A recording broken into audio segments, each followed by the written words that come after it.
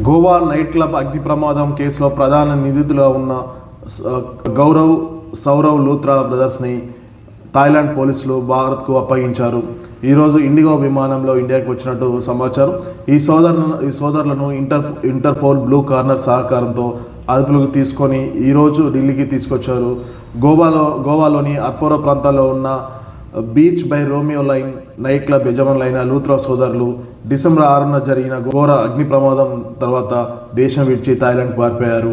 ఈ అగ్ని ప్రమాదంలో 25 మంది మరణించిన సంగతి తెలిసిందే. ప్రాథమిక దర్యాప్తులో ఈ నైట్ క్లబ్కు అగ్నిమాపక భద్రతా చర్యలు లేవని పోలీసులు నిర్ధారించారు. ముఖ్యంగా క్లబ్లో నిర్వహించిన ఫైర్ షో కారణంగానే ఈ ప్రమాదం జరిగిందనేసి పోలీసులు అనుమానిస్తున్నారు.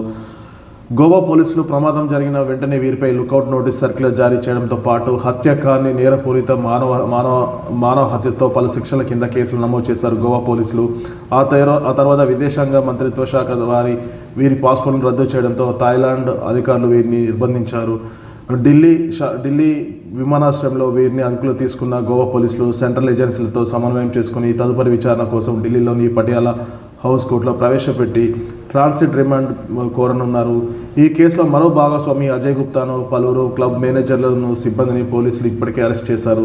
ఈ అప్పగింతతో కేసు విచారణ వేగవంతం అవుతుందనేసి అధికారులు చెప్తున్నారు.